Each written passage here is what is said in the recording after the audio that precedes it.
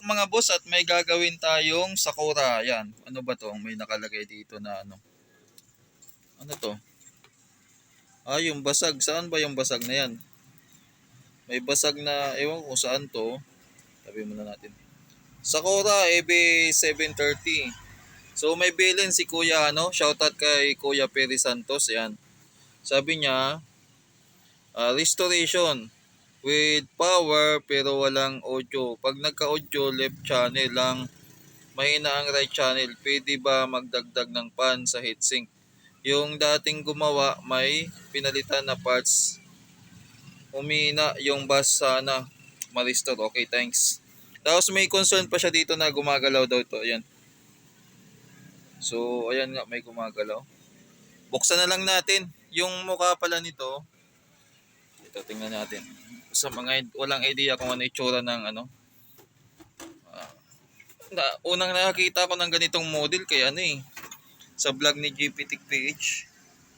Yan, Sakura Nano. Kaya lang nagasgas na tong ano. Wala na yung knob dito, so balak namin palitan na lang ng ano.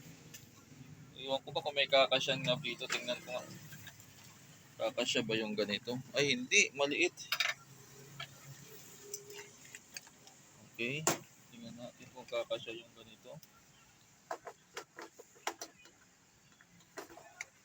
Hindi ata kakasya. Ito pumidi. Dalawa ata, isa lang. So saka na hanapan natin yan ng ano, pipidi. Ayun, nahulog pa. Okay. So buksan muna natin tapos tingnan natin yung laman. Ito yung laman ng 730. Para siyang 5 auto na Concert 5 auto na Sakura 735. Bakit ko nasabi? Yung supply kasi nito mga boss ay 45045. So tingnan natin. Ayan.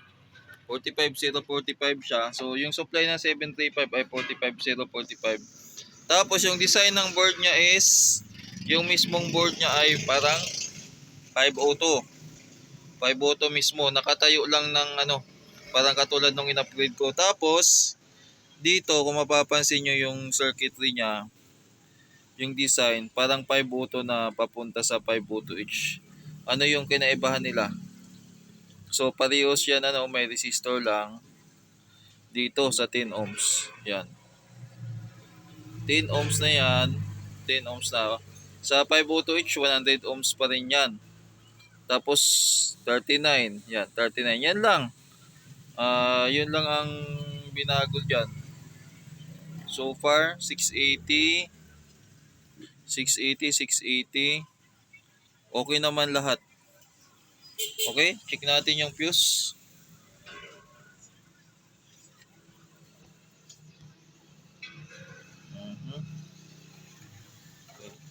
Yan. Okay. So mukhang buo naman yung fuse. Wala naman ako nakita ang ano. Testerin ko na lang siguro mamaya yan. Dito naman sa maluwag, ano lang to, o higpitan lang ng tornilyo yan. Tsaka maganda yung epekto niya, solid. Okay, doon naman sa nagluloko sa sounds, malaking possible na sira na yung mga potentiometer. Kaya lang, ang potentiometer nito ay iba. Kalasin natin to para makita natin, no? So, kalasin ko muna yung kabuuan niya. I-pull out natin. Kasi ang problema nito, nawawala yung lip at saka mahina ata yung isang ano. Hindi ko na iti-testing. Pag testing na natin, last testing na, diretso na. Kasi gumagana naman to. Pero sige, isaksak natin. Para makita lang natin na nag-power. Okay. Ayun. So, may ilaw siya. Ayun.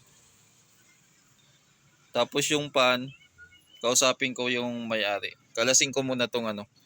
Yung ano. So, napansin nyo may power yan. With power, taos siya ng problema.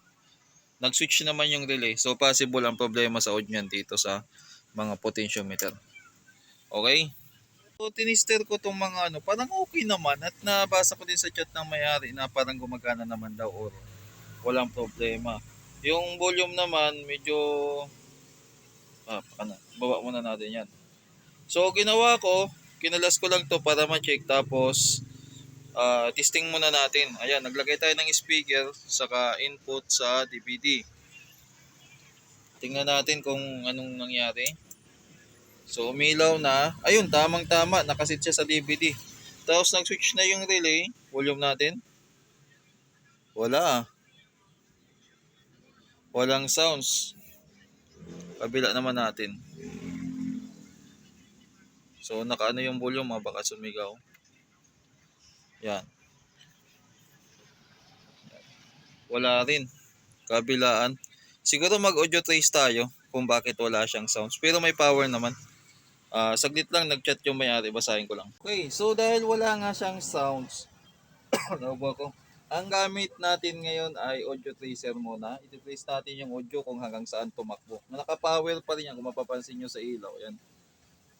Okay? Simula tayo dito sa pinagsaksakan ko. Okay. Ngayon, check naman natin tong mismong output niya. Dalawa kasi yan. Yung isa niyan ay galing sa USB. Yung isa naman ay ito yung pinaka-output. Inject tayo dito. Uy, wala. Meron. Mahina. Parang mahina.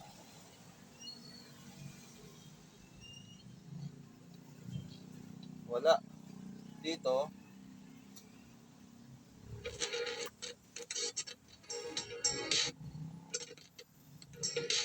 So bakit wala siyang audio dito ngayon? Check nga muna natin yung supply niya kung mayroong pumapasok na supply dito. So ayan, tamang-tama, may ano siya, 5 volts at saka 6 volts. Tapos ano tawag dito, kunin ko yung digital na tester. Yan. Check natin, mag-voltage checking tayo. Kung wala tayong masusukat ng audio signal, voltage check naman tayo. Yan. Yan yung pinaka-basic na troubleshooting. Hindi yung magtatanong na anong gagawin. So mga boss, kailangan kung magre-repair ka ng amplifier, napakahalaga na mayroon kang tester, marunong kang gumamit ng tester. Siguro bago ka magkalikot, alamin mo muna kung paano gumamit ng tester at audio tracer. So mas maganda siguro kayo na rin ang gumawa ng audio tracer nyo para pag nasira, alam nyo. Okay, so pag i-repair po ng amplifier ay hindi naman po madali. Madali lang panoorin. Yun ang katotohanan. Pero kung pag-aralan, hindi mo makukuha ng isang araw lang yan. Kahit kami po ay hindi rin naman namin na pag-aralan to ng isang araw lang ay nakaya na namin. So nag-ipon din kami ng maraming experience. Okay? So katayin muna natin dito kung meron. 5 volts ba yan? Nakasit na tayo sa DC volts. Wala. Dito sa kabilang pa, wala. Ngayon, itong paa mismo, 0. Baka mali naman yung ini-injikan natin o yung pinaka-grounding natin. Dito tayo. Wala. Ayun, mayroong 12. Supply yung isang supply. So, meron siyang negative 12. Yung positive 12 niya ay missing. Saan ba papunta yung wire na to? Tingnan nga natin.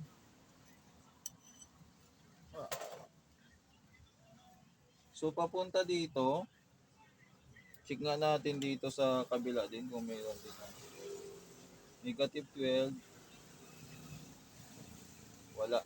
So, may problema siya dito sa pinaka power supply niya. Check natin dito sa resistor. 18, negative. Positive. Yun, tumawid ng resistor. Meron. So, malaki yung chance nito na ang problema niya ay nandito sa regulator. Ito yan, oh. Itong section na to kasi power supply yan ng preamp, tapos dito sa speaker selector yan sa IC. So yung mga 4558 na IC diyan yan. Yan yung mga IC na yan. Ang nagsusupply diyan ay itong dalawang to. So meron siyang KA7912 at saka 7812. So dahil meron tayong nakukuhang negative 12, ibig sabihin yung positive 12 ang wala. So ano ba yung IC ng positive 12? itong KA7812 o 7812. So check natin yan. Paano? Bubuksan natin to. Kakalasin natin tong amplifier. Okay? Missing supply ang problema kaya walang audio. Okay mga boss, so ito yung nabuksan na natin. Halos wala pa talaga siyang signs of repair. Oh. Malinis na malinis pa. Okay naman yung So dito tayo banda. Uy, may napansin ako. Ayun, yun pala ang dahilan kaya wala siyang audio. Anong nangyari dito? Tumuklap siya oh. Tumuklap pala yung yung pinaka PCB niya. Ito yung supply galing dito sa 7812 yan. So tumuklap kaya nawala na yung So gagawin natin yan, kikis-kisin natin tapos i-jumper na lang natin yan papunta dito. Tapos kung mapapansin niyo yung regulator din niya mismo ay parang malapit na mag-loss. Hinangan na lang natin yan. Okay? So ayan mga boss, kiniskis na natin tapos ginampera natin ng wire supporta para hindi matuklap. Tapos yung dyan, hininang na natin.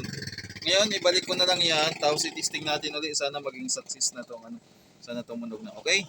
So, unang gagawin natin ay i-check natin dito yung audio. Tapos saka tayo maglalagay ng speaker. Okay? Okay, ayan. Bali, testing natin.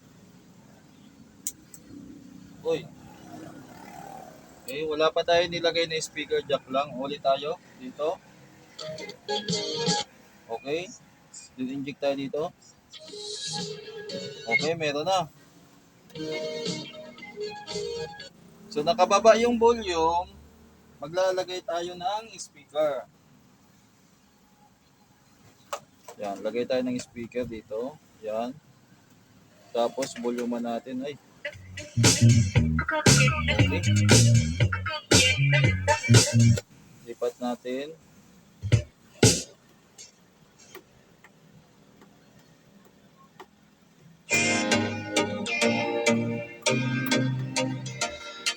May tama na yung volume. Ayan o. Yung sinasabi ng may-ari. Yung sinasabi ng may-ari na may problema yung naka-off na may tunog pa. Yun o.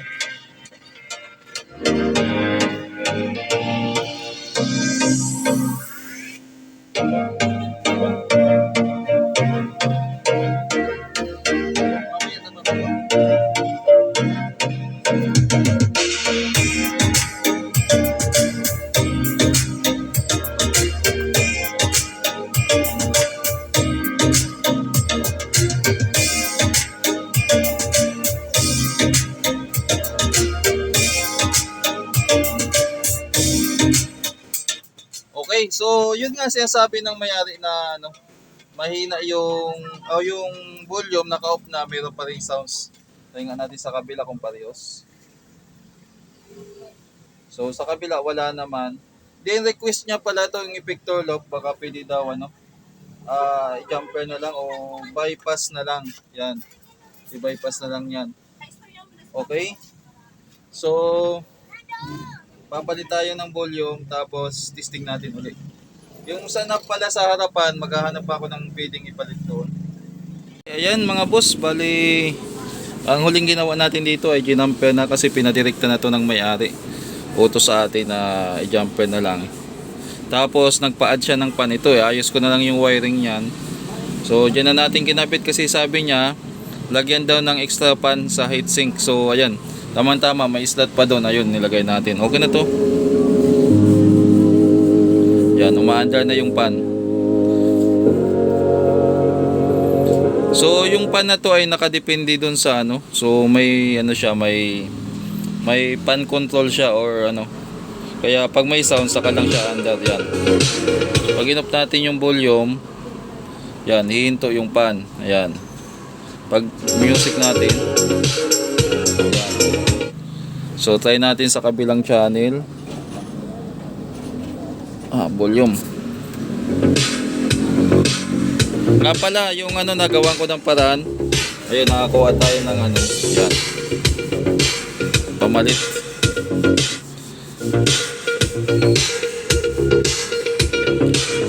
Yan na yung ano niya.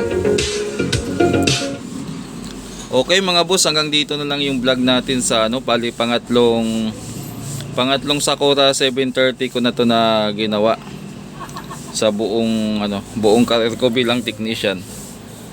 So maraming salamat sa mga viewers natin at hanggang dito na lang yung ano natin, yung vlog natin. Kita-kita tayo sa susunod kong video mga boss. God bless po.